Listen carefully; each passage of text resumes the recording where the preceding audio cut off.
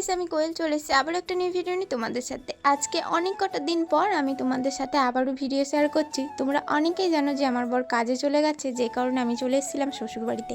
আর এখানে এসে আমার খুব একটা ভিডিও করা হয় না, মানে আমার ভিডিও ধরে দেওয়ার মতো কেউ থাকে না, তাই ভিডিও করা হয় না। আজকের ভিডিওটা আমার দেওর ধরে দিয়েছে, আর ওর জন্যই আমি ভিডিওটা শুরু করেছি। আজকে বাড়িতে অনেকগুলো অতিথি আসবে, মানে আমার ঠাকুমা শাশুড়ির শরীর খারাপ, তো সেই কারণে দেখতে আসবে। ওরা এর আগে কখনো আসেনি, মানে এসেছিল অনেক বছর আগে, আর এই আসছে প্রথমবার। যে কারণে ওরা আসার জন্য আমি সকালে স্নান টান করে বসে পড়েছিলাম লুচি ভাজার জন্য। আমার শাশুড়ি তো ওইদিকে বেলে দিচ্ছে আর আমি এখানে ভাজছি, আর আমার এই সমস্ত ভিডিও করে দিচ্ছে আমার দেওর। আমি যখন লুচিটা ভাজতে বসি তখন ও এসে আমাকে বলে, বৌদি আজকে একটা ভিডিও করো, আমি ধরে দিচ্ছি। তাই ও এই আমার ভিডিওটা আজকে সম্পূর্ণটা ধরে দিয়েছে, আর ওর জন্যেই আজকে আমার এখানে এসে ভিডিও করা।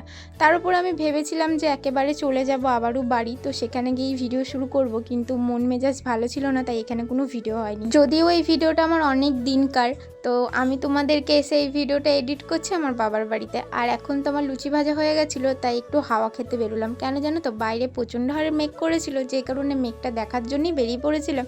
বাইরে বেরিয়ে দেখি প্রচণ্ড হাওয়া দিচ্ছে, তাই একটু লুচি টুচি ভেজে যেহেতু হাঁপিয়ে গেছিলাম, সেই কারণেই আমি হাওয়াটা আরও খেতে বেরোলাম। কিন্তু সবাই চলে এসেছিল, ওদেরকে খেতে দেওয়ার পর আমি তো খেতে বসে পড়েছি।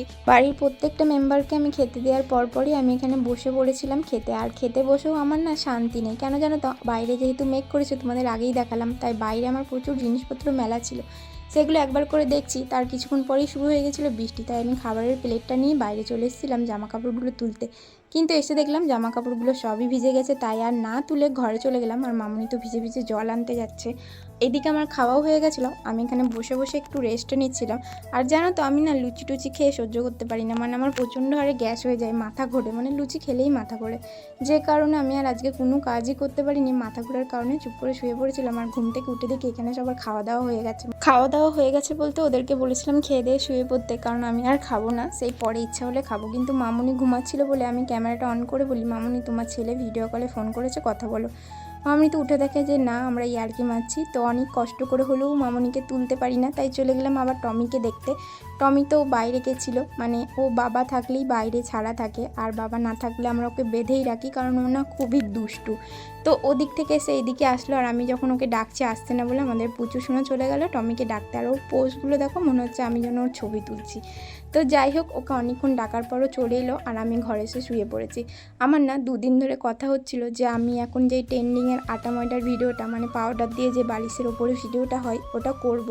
কিন্তু আমার শরীরের জন্য আজকে আর করা হয়নি বলে ও আমাকে বলছে আমি তোমাকে সাজিয়ে দিই, তারপর আমরা দুজনে ভিডিওটা করব। যেই বলা সেই কাজ, ও আমাকে সাজিয়ে দেওয়ার সঙ্গে সঙ্গে আমি ভিডিওটাকে করে নিয়েছি। তোমরা হয়তো এই ভিডিওটা অনেক দিন আগেই দেখে নিয়েছো, আর আজকে তো আমি তোমাদের সাথে এটা ব্লগ শেয়ার করছি। আমাদের মুখ দেখে তোমাদের কেমন লাগছে বলো তো, হাসি লাগছে না বলো? তারপরে এসে আমরা কলধারে চলে এলাম, এখন তো মুখ ফুক ধুয়ে ফ্রেশ হবো। অনেক হলো আটা ময়দা মাখা, সবাই পাউডার দিয়ে করলেও আমরা নতুন কিছু ট্রাই করেছি আটা ময়দা দিয়ে। তো যাই হোক, এখন তো ঘরে চলে এসেছি ফ্রেশ হয়ে, আর আজকের ভিডিওটাকে এখানেই স্টপ করছি। ভিডিওটা ভালো লাগলে লাইক কমেন্ট শেয়ার করে দিও। দেখা হচ্ছে নিউ ভিডিওর সাথে খুব তাড়াতাড়ি। ততদিন তোমরা প্রত্যেককে ভালো থেকো, সুস্থ থেকো, টাটা।